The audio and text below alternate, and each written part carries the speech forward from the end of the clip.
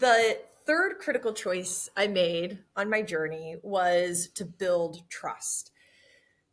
At the point, like, I actually made a conscious choice, an active choice to build trust in myself, Mm.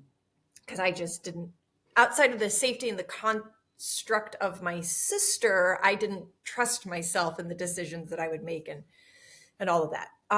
What I learned through my actions is that by doing the little things great things can happen. And I just built trust in myself by doing little things every day Mm. consistently. Mm.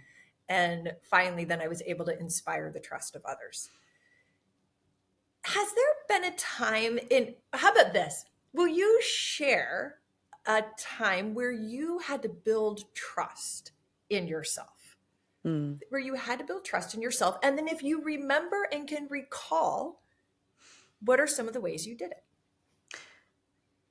I had to reconnect with my performing self and my creative self. So I'm a trained actor, been to drama school, had a year of being just an actor and did pretty well, i.e. I was working for most of the time. But I've always been fascinated with entrepreneurship and business. And I then found myself, probably because of my own thought processes more than anything else, just spending all of my time in the business world. And I sort of started to diminish that I was an improviser, that I was a theatre maker, an actor. And that side of me started to fall away because I was like, well, I better be business. I better be business. And if I tell people in business that I do that, they won't take me seriously, right? And gradually, after a few years, I realized that I have to go back to who I am, and I have to trust, and I have to rebuild it. And my first show off the West End, my first solo show. I mean, which is just amazing. I mean, and I love, like, it's just like such a subtle thing. Yeah. I mean, it's so, sorry, I'm like totally interrupting you. I mean, it's such a huge thing. Okay, so your first solo show on the West So my End. first solo show on the West End, and it's one of the small theatres, can I just add? It's one of the small theatres, right? I realized that I had to trust my own process and trust my own story and trust all of the craft that I had, but I had sort of lost the muscle memory for. I had to go back to it. So over about 18 months, I worked with my collaborator of quite a few of my shows, and we started to build a script and we started to tell my story. And so my first show was called Coming Out of My Box. And the reason it was called Coming Out of My Box was I realized that I had put myself into various boxes and other people had put me into boxes. So it was like, I'm a teenage boy, except I'm a girl. I'm a businesswoman, except I'm a performer. I'm a victim, except I'm not one. You get the idea.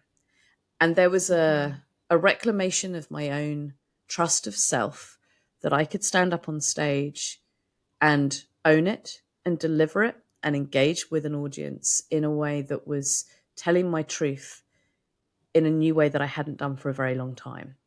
And that did take about 18 months to build the script, to devise it, etc., and get to that place, and then publicity and all of that side. But actually, the most important shift was when I stood up on stage for the first time. And I looked out and there was, 100, 120 people just sitting, staring in a dark. And I suddenly went, you've got this, Em. And I knew I had it because I knew that the story was so mine and so truthful that I had nothing else better to tell at that point. And then that was my first one. And that trust to move back to my creativity then led me to do another couple of shows off the West End. And I'm just about to do my fourth one in December this year. So I've written my fourth show. So that trust of creative self has been a hard fought, but I am so grateful that I've done it for myself.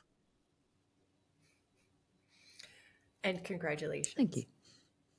For the fourth show. It's amazing. How does someone inspire your trust? How does someone earn M's trust? I give trust really easily, actually. Oh, this is always interesting. So keep going. I have a really big open heart. And as my lovely other half says, she's like, oh my word, you see the good in absolutely everybody. She's like, it's one of the reasons she loves me, but she's also like, oh my word, and for me, with trust, there are the different levels, right? I always kind of think, there's the coaching exercise where you have the circles of trust, right?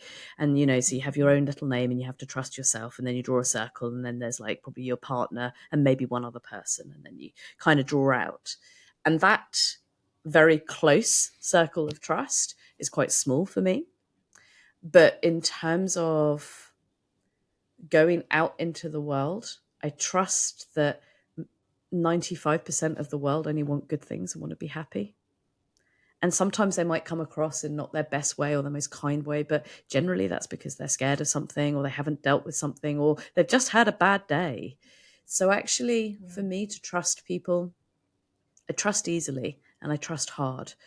But what I do have is a very clear boundary that if somebody then breaks that trust, it takes a lot of work, because they have to evidence to me, like you said, small, consistent actions for me to go, okay, you merit my trust, because it's my heart, right? Trust is my heart.